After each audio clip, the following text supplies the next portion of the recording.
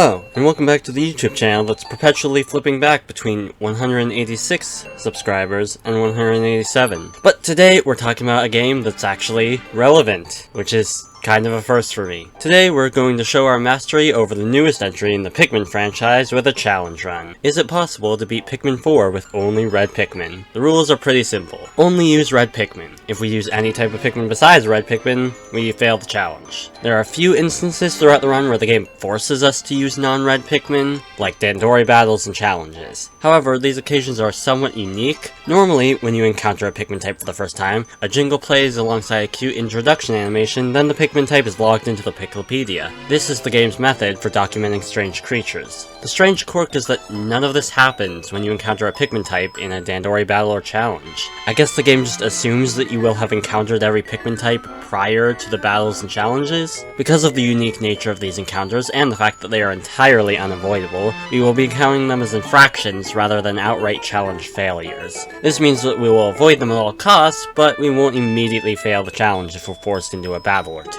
Other than that, everything that isn't a Pikmin is fair game. This includes, but is not limited to, Ochi, items, exploits, and glitches. Collecting onions other than the red one in the tutorial is also off limits, since collecting an onion of a Pikmin type we don't have will activate a Pikmin extinction and give one sprout. We can't have that, so onions are also off limits. Florlicks are fine though. Our goal is to beat the final boss of the game and get the credits to roll while collecting as many treasures, castaways, and Florlicks as possible along the way.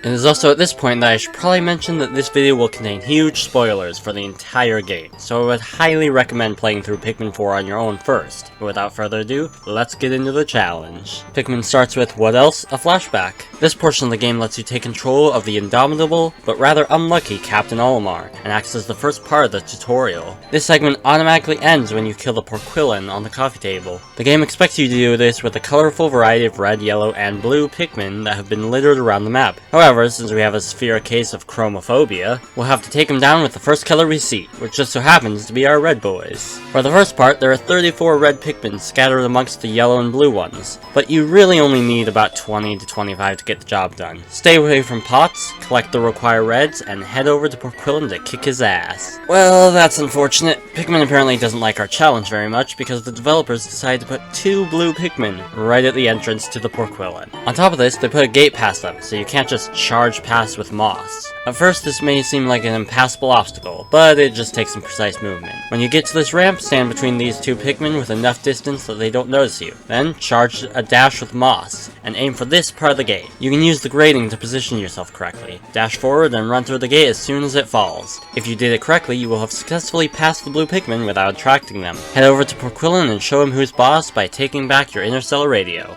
Whew. That was tough, but surely the rest of the game will be easier. Right?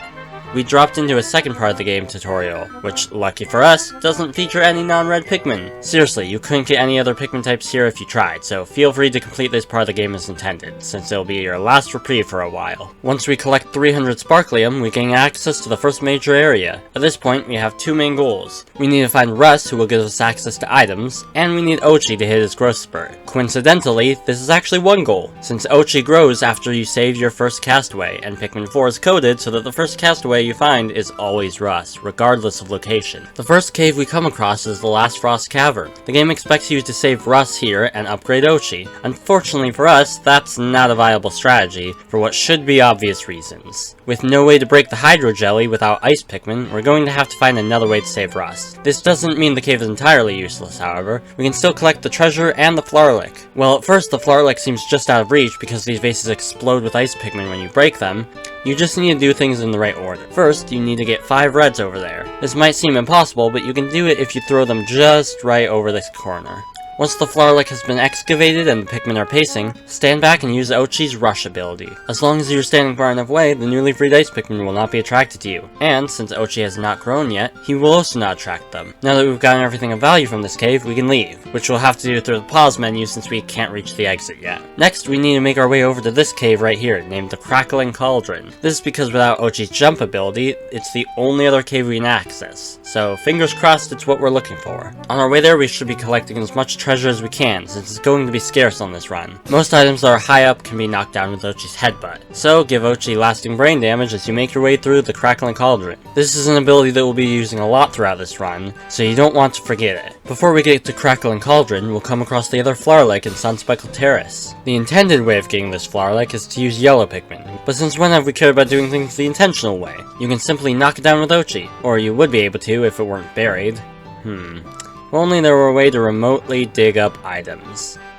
Oh wait, there is. Let me introduce you to the Pebble Pitcher. If you connect a second set of Joy-Cons while playing Pikmin 4, a second player will spawn in the form of an on-screen reticle. This reticle can throw items, but more importantly for our purposes, it can also throw pebbles. These pebbles are designed as a form of damage, to let player 2 feel like they're contributing, while player 1 actually has all the fun. But luckily, they can also dig up items. Just hit the dirt with the pebbles until the Flower Lake is free, then knock down with Ochi. After that quick diversion, it's time to head over to the Crackling Cauldron. The first floor is pretty straightforward. Collect the treasure while avoiding the yellow Pikmin. The only problem is that the exit to the next sublevel is blocked by an electric gate. Unfortunately, Ochi can't break it until he gets the anti-electrifier, and red Pikmin are equally useless. But would you believe me if I told you we can still get past this?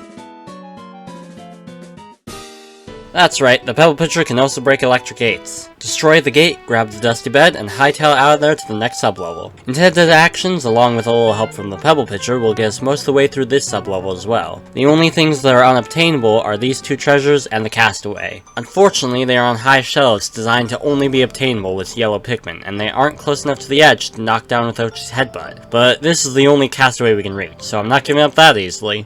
I remember a trick from the first Pikmin game, where if you throw a Pikmin while running, your momentum will be converted into the Pikmin, and they will fly further. So despite Pikmin 4 running on a different engine, I thought I would try the trick, and after a few minutes of trying, I got a Pikmin up there. Okay, full disclosure, the trick didn't work. At least, not in the way I intended it to. Running and throwing Pikmin doesn't work in Pikmin 4 the same way it worked in Pikmin 1. And besides, the problem here is height, not distance, so I don't even know why I thought it would work. But I didn't cheat, I really did get the Pikmin up there. So then how did that happen? I'm going to explain this to the best of my ability. You see this circle I'm standing on? This is scorched ground from the fire hazard I put out before trying this. But if you look closely, this isn't just a texture, it's an actual piece of level geometry. A piece of level geometry that just so happens to bump our character upwards ever so subtly. This, in combination with the ledge only barely being too high for red Pikmin in the first place, means that we can reach the Castaway without yellow Pikmin. It also means we can collect these two treasures using this scorched ground and the same strategy. Leaving the cave, I had a bit of extra time in the day, so I decided to collect the Lesser Mock Bomb and the Aspiration Ritual. After this, I decided to end the day by drowning Ochi. This is because Shepard will only teach Ochi how to swim after a life or death situation. Sorry Peter, this one's out of my hands. Ending the day and returning to the hub causes Ochi to grow bigger the next morning, giving him access to upgrades through Pup Drive and the ability to jump, which really helps us progress further in the game. First, we want to use our Pup Drive to max out Ochi's buff ability, to give him the carrying capacity of 10 Pikmin, which will help him carry things from places the red Pikmin can't get to. Heading back to the Sunspeckled Terrace, we now have access to every cave. Getting through them, on the other hand, is something entirely different. First, let's tackle the Industrial Maze. The Industrial Maze is surprisingly possible. The only thing we can't get is this Castaway.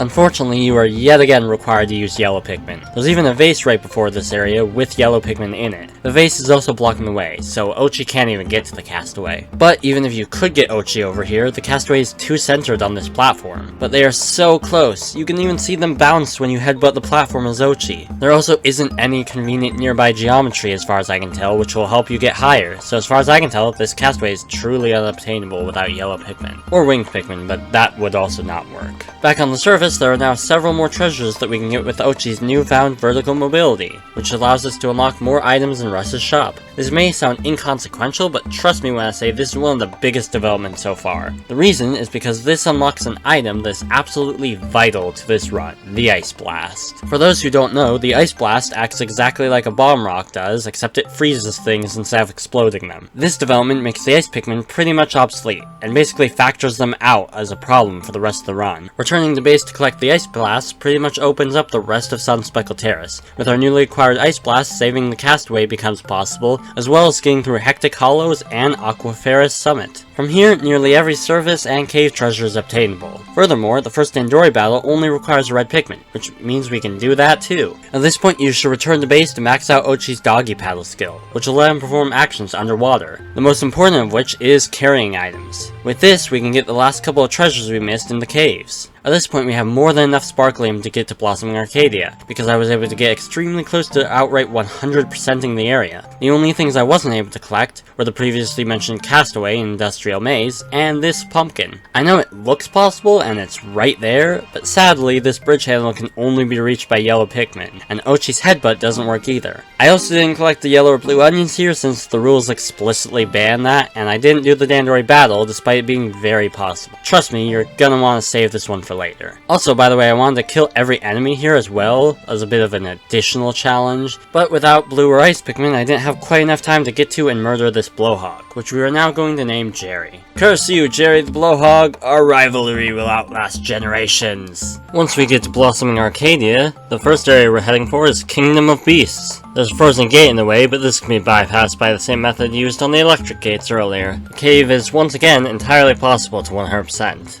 The only reason I'm bringing it up is because this is the cave where you encounter rock Pikmin for the first time, so obviously ignore those guys, but also, that means this is the first cave where you discover crystal gates. It's a good thing they can be blown up with bomb rocks, otherwise we might be out of luck.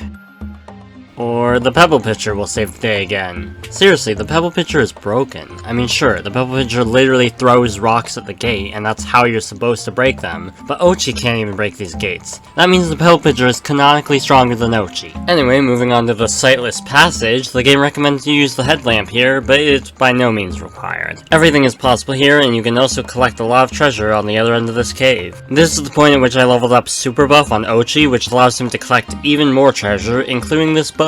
Also, I got Idler's Alert and Homesick Signal. They're by no means required for this run, but they're just really useful. I also rescued Petunia, who isn't exactly going to be pleased when she finds out what we're doing here. Finally, I got Ochi's Thermal Collar and went back for round 2 in Blossoming Arcadia. From here, I collected the remainder of the surface treasure, including this completely hidden one that I dug up using the Pebble Pitcher. The only surface treasure I wasn't able to get was this music box, and I have no idea why. It should be within reach using Ochi's headbutt, but it just won't budge. The only thing I can think of is that this stone pillar is too hard, but spoiler alert, there's a treasure in Serene Shores that I am able to get down, despite it also being on a stone pillar. I have no idea what the problem is with this music box. Unless someone can find a way to increase their height, this one's sadly impossible. Moving on to Secluded Courtyard, this area is also almost entirely possible. There's some water, but as long as you upgraded Ochi's doggy paddle skill, this shouldn't be a problem. The only thing I can't collect here is the Blonde Imposter. It's too high to reach with red Pikmin, and the Pebble Pitcher doesn't help either. I thought maybe I could land a bomb rock on top of it, but the physics on this are just too precise to work.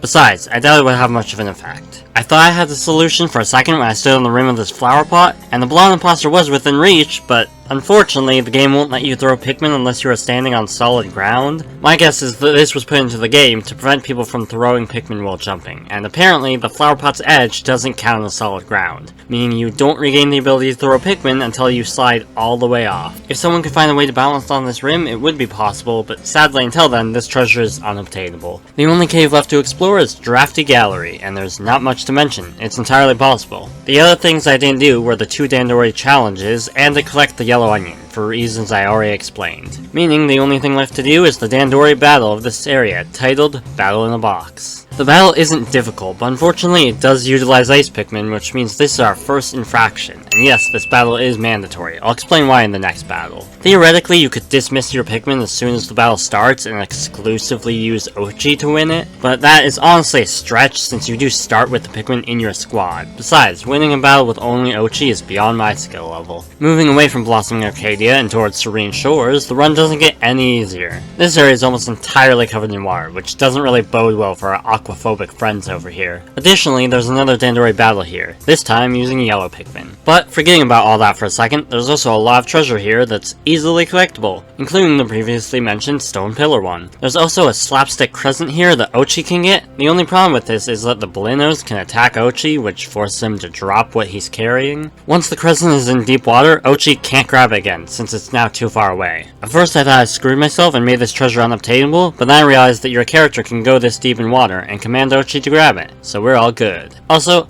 I'm coining this as the banana strategy. Can you do that? Can you just coin things? Doesn't matter, I'm doing it. If you grab something this deep in water with Ochi like this, it's now called the banana strategy. Oh, and we were also able to collect this flower lake with the pebble pitcher, and that's also the banana strategy. The next day, we were able to collect the remainder of the available surface treasure. There was one small hiccup where I distinctly remembered a pearl treasure and a clam clamp here, but when I got here, I couldn't find it for some reason. It was listed on the map, but for whatever reason, the clam clamp just didn't spawn. For some reason, this specific clam clamp only spawns during low tide. I have no idea whether this is the case, but if you were having trouble with this treasure, that's why. Moving on to the caves. First up, we have the easiest cave here, Below Grade Discotheque. This is the only cave in the area to not feature water of any kind. This cave is also 100% possible. I was a little worried here since you need yellow Pikmin to lower this gate to the next sublevel. Seriously, what is with yellow Pikmin? But it turns out the developers only put the bare minimum amount of effort to lock this gate behind yellow Pikmin because you don't even need them to unlock it. No, seriously, you just jump over this gap with Ochi and then dismount him to go through the bars. No yellow Pikmin required. From there, you just have to dunk on Groovy and finish the cave. Next up is Seafloor Resort. And, Why? So much water. This cave is also shockingly 100% possible, but not worth it. Here's some advice if you plan on attempting this run. Just save yourself the aneurysm and skip this cave. There's nothing particularly difficult about it, except for the absolute overabundance of water everywhere. That means that most of your time is going to be spent very slowly collecting one treasure at a time from some random corner of the map with Ochi.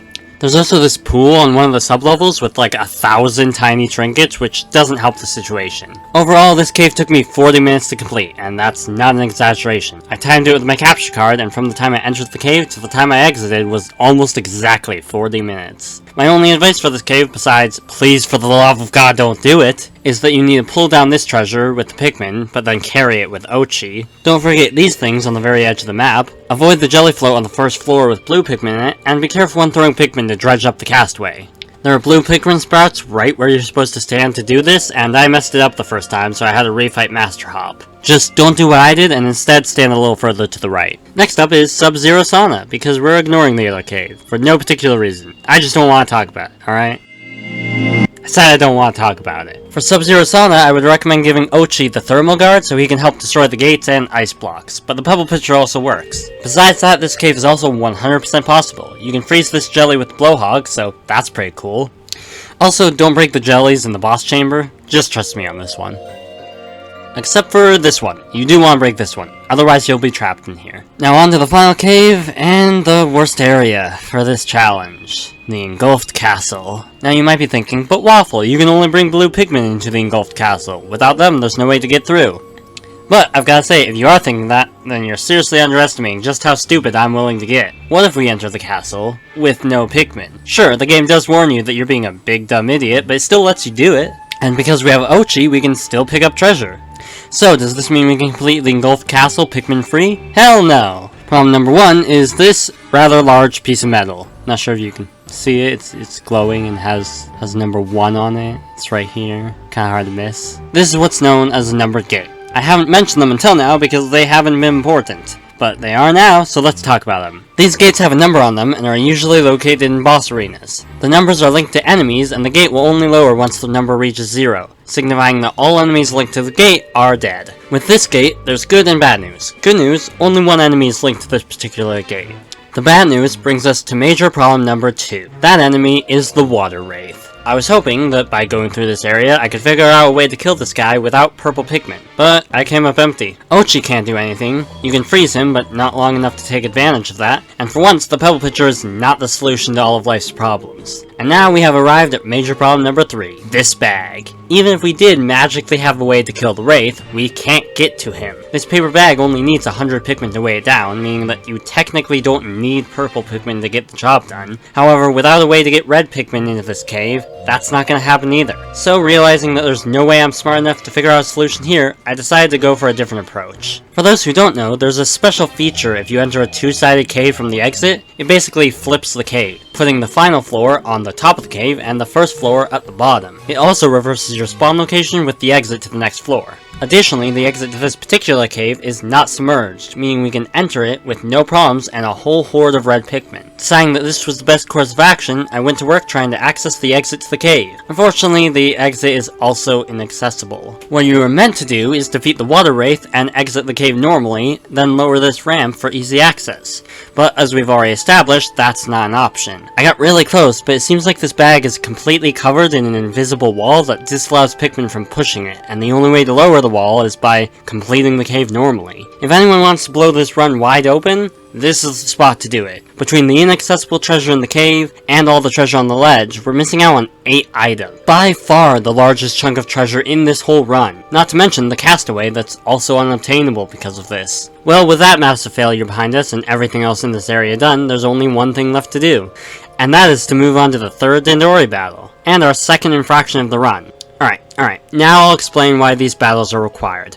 As you've probably noticed by now, we have more than enough Sparklium to head to Hero's Hideaway, but we haven't unlocked the area yet. This is because Hero's Hideaway is the first area that actually requires a secondary objective to unlock it. This objective is saving Bernard, the pilot for the SS Shepherd. The problem with this is that Bernard is currently very leafy, after Dingo abandoned him during their first encounter with Olimar. Basically, Bernard is always set to be the 3rd leafling that you save from Olimar. Because of this, all 3 of these battles are required, so that puts 2 infractions on the board. But now that we have rescued Bernard, you might be asking, how are we going to cure him? Well, we don't have much of an option. The only way to access cures is through night expeditions. Now, I know that sounds concerning since it requires using an entirely new Pikmin type that we haven't previously used. And while I do understand your concern, it's actually completely unnecessary. This is because this doesn't count as using Pikmin. No, I'm serious. While it may look like I'm definitely using Pikmin, I'm not.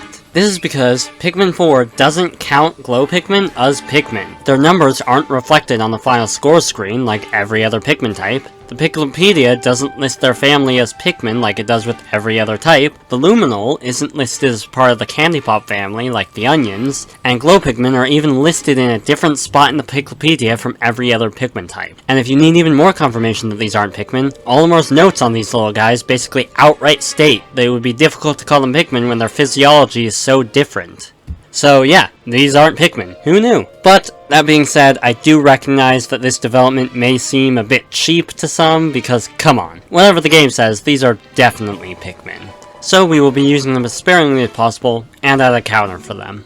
And part of that is to not use them at all. You see, the game automatically gives you a set number at the start of every night, and you can't get rid of them no matter what you do, since they will teleport to whoever you're controlling, and more will spawn if you purposefully kill them all. So the best we can do is kill all but one, and then have Ochi and the Pebble Pitcher do all the work. This may seem difficult, but it's entirely possible to complete the earlier nights with this strategy. So here's the big question, how many night expeditions are required? Well, we have 3 leaflings we need to cure, and believe it or not, the only other leafling we have to cure for the rest of the game is our dear Captain Olimar, bringing us to a total of 4 cures required, but we can bump this down to 3 expeditions if one of them has dual Luminols. This is because some expeditions give double cures upon completion, and lucky for us, 2 of those are available before Hero's Hideaway. Sadly, we can't take advantage of both of them since the game forces your first 2 expeditions to be in the first 2 areas, which each have 1 Luminol. However, after this we can use our 3rd expedition to get the last 2 cures we need. This will give us enough that we can cure Bernard and still have 1 for Olimar. As long as we don't accidentally pick up another leafling before then, and the game automatically uses the cure on them, requiring us to go on another expedition to save Olimar. But that could never happen, so let's just move on now that we've saved Bernard and successfully unlocked Hero's Hideaway. This is also, by the way, why I said don't do any Dandori challenges despite them being possible. If you do, you'll rescue a leafling and then you'll have to go on more expeditions. We'll cover them later, but for now, we're going to focus on Hero's Hideaway. I did it. It's done. Hero's Hideaway is done. Okay, but in all seriousness, Hero's Hideaway was practically built for this challenge. Any problems I ran into were problems for about 5 seconds until I found a solution.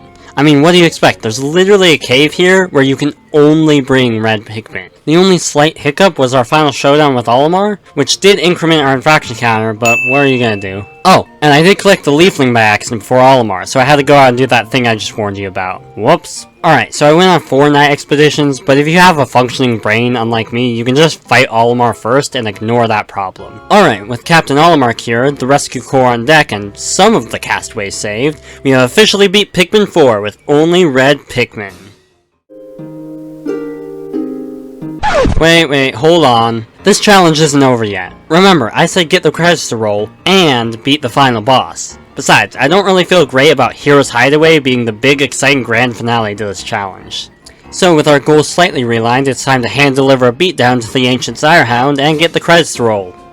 Again. Heading over to Giant's Hearth, there's not really anything to note on the surface besides a few sprinklers that we can very slowly turn off with Ochi, and underground isn't much of a different story, since 2 of the 3 caves are pretty simple. Dream Home is another story, but let's talk about the other 2 first. Cradle of the Beast has the least to talk about, since it's basically just an excuse for an Empress Bullblacks rematch. But all you really need to know is that everything is collectible except for the King of Meats treasure, since you need purple pigment to lift the dang thing. Ultimate testing range isn't much more interesting, and don't ask me how the cave with the machine gun spider is a snooze fest, because I don't know. These 2 treasures can only be collected with winged Pikmin. Trust me, I tried collecting them for a while before I gave up. At first I thought this one could be collected by having Ochi swallow it, but for some reason he won't use the air geyser that is right there, and instead just walks in circles like an idiot. The other one is behind this fence, and you're not supposed to be able to get Ochi over here, but apparently the same developer who designed Below Grade Discotheque also designed the ultimate testing range, because a minimal amount of finagling gets Ochi over here. I guess they didn't bother thinking about what would happen if you managed to get past this impenetrable fortress, because the treasure here is just not coded to react to Ochi's headbutt. Not that it really matters much, we've already seen how good Ochi is at problem solving, and the Pikmin aren't much better. Moving on to Dream Home, which is actually a bit more interesting. You see, the main gimmick of this area is that you have to find 3 playing cards scattered around to crack the safe and steal Louie's dessert. The problem comes in the form of collecting the cards, since 2 of them are locked behind this yellow drawbridge. Alright, hold on a second. I swear, like half of the unobtainable treasures in this game are blocked by yellow Pikmin, and the other half are being hoarded by the Water Wraith. Anyway, you need Ochi over here to get the cards, and also this weird triangle thing, but that's not important. Ochi can't get over here without yellow Pikmin. Right now we're in a bit of a predicament, but fortunately, we can get this flower lake. Oh yeah, and one of the cards, but it's not like that helps us. Or does it? For those of you who don't know, the combinations of the 2 safes in the game is randomized for each playthrough, so we can't just look up the answer, but they didn't put any block in place from you just being able to brute force the answer, since they assumed no one would be crazy enough to try all 1,000 combinations. However, since we can collect one of the cards, this brings us down from an impossible 1,000 possible combinations to a much more manageable but still grueling 99 possible combinations. I got pretty lucky with the 13th combination working, but it shouldn't take more than about 5 minutes to try all of them. And with that, we've cleared all of Giant's Hearth without much of a problem besides those 6 treasures. Oh, and don't worry about the Dandori battle here. It's once again mandatory, but the devs decided to cut us a break and make Hot Sandy Duel a Red Pikmin only battle. So, no infractions this time around. Now that we've finished off Giant's Hearth, we can question York and not Charlie, only for them to tell us that we're being stupid and also looking in the wrong area. On to Primordial Thicket. But first, Dandori battle time. I know that I keep avoiding it, but now that we've rescued Olimar, we can tackle this subject. Unfortunately, there's not much to talk about. Only the first 3 challenges are possible with exclusively red Pikmin. There's a 4th challenge that only requires red Pikmin, but it's locked behind multiple other challenges. This wouldn't be a problem if challenges were location locked, but they're not. The only way to participate in a challenge is by beating the previous one. Otherwise, all challenge caves will prompt you with the same challenge. So I used my 3 challenge freebies to bolster completion percentage in Hero's Hideaway, Blossoming Arcadia, and Sunspeckle Terrace. Also, I killed Jerry.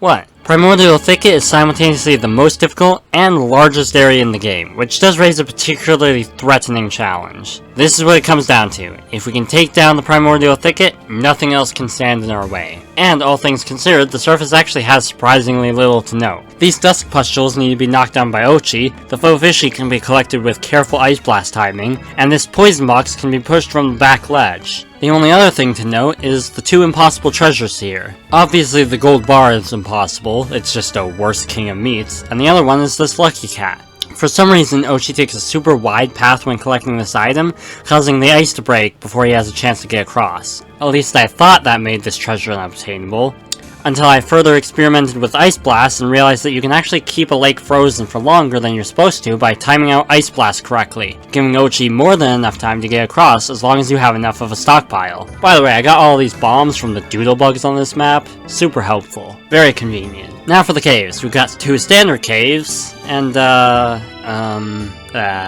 We'll get to that later. The first cave I journeyed through was the subterranean swarm, and would you believe me if I told you nothing important happened? Seriously, I thought it might be possible to just barely squeeze by this challenge, but I didn't expect the sheer number of areas where you get 100%. The other cave is the mud pit, and this one's slightly different. There are 2 paper cranes here, and they can't be collected. If this were regular mud, it would be fine, but since this is deep mud, Ochi and the Pikmin will drown in it. The only realistic way to obtain these treasures would be using wing Pikmin, and this challenge obviously doesn't permit for that. We can't even freeze the mud like we did with some of the surface treasures since they're stuck in the mud and would just also freeze. But other than those 2, this cave is also entirely possible. And now for the final cave, or should I say final infraction. Yeah, I don't know what you were expecting, but this one is also super impossible. Luckily, this isn't the finale to the challenge. We have one more hurdle to cross, and that is the Cavern for a King. To end this challenge, I think it's only fitting to do a victory lap and end with a lightning round. Wait until the Toxstool is secluded, then charge him. Hide in the bushes to take out the smaller bulwarbs before taking on the Jumbo. Bait out one Snagret, then charge it, rinse and repeat. Kill the bulwarbs and dodge the snowballs until you reach the cannon beetle. Wake the Emperors up, then charge them one at a time. This is the first break floor. Freeze the jelly blocking the exit, and don't forget the planetary rubber cutie. Face them away from the edges, and then charge them. Neither should pose much of a problem if you kill them quickly. Does this one really need an explanation? It's a crusted rum pub, just beat it normally. Man that lags, not a problem. Just wake him up while riding on Ochi's back, then take tight circles around him during the attacking phase, followed by retribution when he's defenseless. As long as you call your Pikmin back before he shakes them off, you shouldn't have any problems. You'll also need Doggy Paddle level 2 to get the treasures. For the love of God, whatever you do, don't charge him! For the Bloom Caps, sneak up behind them one at a time and don't get cornered. This is the next break floor. Commit Spectralid Genocide if you want to, then collect the unfinished statue and head on to... Use the Pebble Pitcher to destroy the mushrooms and geysers, then beat the Gildimander normally. Use the Cannon Beetle to murder his children, then mercy kill him. Such a tragedy. Make sure you don't kill him over the water, or this floor will take much longer. Alright, so for this one you have to... Wait, no. Alright, if I'm being perfectly honest, I forgot about this floor when I started the challenge. Not being able to beat the water wraith is the exact reason why we performed so poorly in Serene Shores. Unfortunately, this floor has a numbered gate. I don't see any way past here without killing the wraiths. So without much of an option, I'm going to have to do the one thing I was hoping we wouldn't have to do. I have to convert one of my red Pikmin into a purple one. If you were to improve any part of this run, it would be here. Every other instance of using non-red Pikmin is only a technicality, and you could argue why it doesn't count, but there's no getting around this. This is an outright failure of the challenge.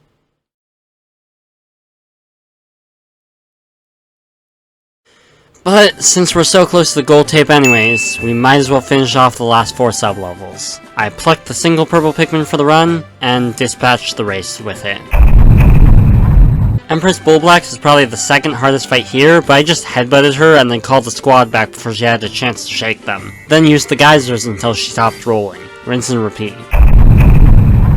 Sovereign isn't much of a problem if you make him swallow a bomb rock. Collect the treasure with Ochi, then descend further to... This is the final rest floor. No problems here, just collect the fruit and move along. We finally made it, and after a few bumps along the way and one blown out tire, we're ready to confront the final boss of Pikmin 4, the Ancient Sirehound. First, I decided to leave the purple Pikmin behind for this fight since he would have given me a pretty unfair advantage. Now for the strategy. The Ancient Sirehound is unique among Pikmin 4 bosses, in that he has 5 phases, each with their own challenges and difficulties. Right off the bat, the first 2 phases are nothing to write home about. There's not really much different from a normal playthrough. Phase 3 is where you really have to start paying attention. Red Pikmin can't destroy the electric furballs that the Sirehound scatters. One way to destroy them is with Ochi, but that has a tendency to scatter Pikmin and leave them open to an attack from the Sirehound, so I wouldn't recommend this strategy. Instead, I tried to dodge them to the best of my ability while the Sire Hound tried to destroy my life. No, no, no, no, no! Then, while he was charging up a Dragon Ball move, I took care of the Fur Balls. Most of the time, he won't replenish them unless you damage him, so just wait out the next cycle, then take him down. Next up is the Fire Phase, and this is honestly the easiest one. As long as you have both Scorch Guards, you're pretty much immune to anything he can throw at you. So sit back and watch him flail around in vain as you wait. No, no, no, no, no!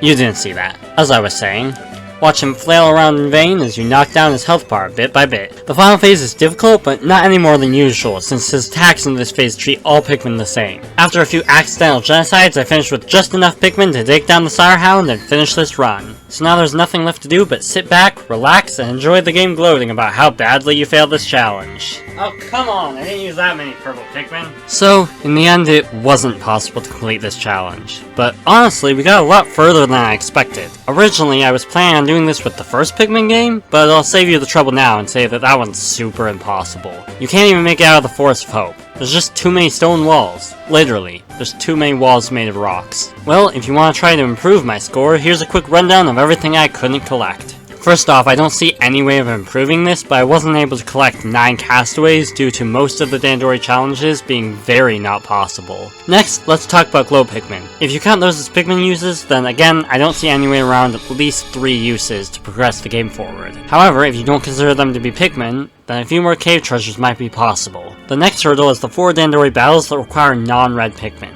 The only way I can see these being improved is if someone can do these with only Ochi. You still have 4 required uses, but at least you wouldn't be actively using them. I'm not going to do that because I want this video to come out sometime this century, but you're more than welcome to try. Beyond that, we have this Castaway and Industrial Maze that I couldn't get, and this Pumpkin. For Blossoming Arcadia, there's this music player which won't budge for some reason, and the Blonde Imposter. All of these would be possible to use with yellow Pikmin. I'm not kidding. Most of this game would be much more possible with yellow and purple Pikmin. At first I thought I was missing a Castaway from Engulfed Castle, as well as 10 treasures. But luckily, that's just because I'm an idiot and forgot the Emperor Whistle and the Foolish Shroom. So really it's 8. Still though, all 9 of these collectibles are locked behind the Engulfed Castle. If anyone wants to find a way to cheat into this cave or beat the Water Wraith under these conditions, please, make your own video or let me know. This gremlin is blocking off half of what's not possible. Hero's Hideway is completely done, so next we have Giant's Hearth. I don't think the King of Meats is in any way feasible, but you're welcome to try. These treasures in the testing range might be possible with some sort of exploit I don't know about, and I would not be in the least bit surprised if I'm just being an idiot and Dream Home is entirely possible. As for Primordial Thicket, the gold bar is more impossible than the King of Meats, and I don't think these cranes are gonna budge anytime soon. Finally is the required purple Pikmin in Cavern for a King. If you want to be able to leave a mark on this challenge run, find a way past this. This is the only challenge failure in the entire run, and it would be great if we could find a way past it. I heard you can damage the Water Wraith if you freeze it, but when it's invulnerable, it only freezes for a fraction of a second, so I couldn't find a way to damage it. But this is the hurdle to cross if you want to find a way to help with this challenge. Well, that's about it from me. Let me know if there are any other challenge runs you want me to try, or if you have any other video ideas. Normally I put 2 videos from my own channel here, but this time I wanted to put these 2 videos. The one on the left is by PikminFan123, and gave me the idea to use the Pebble picture for this run. And the one on the right is one I haven't seen at the time of writing this script, but it seems pretty similar to this run, so maybe they found a way past something I had a problem with. Bye!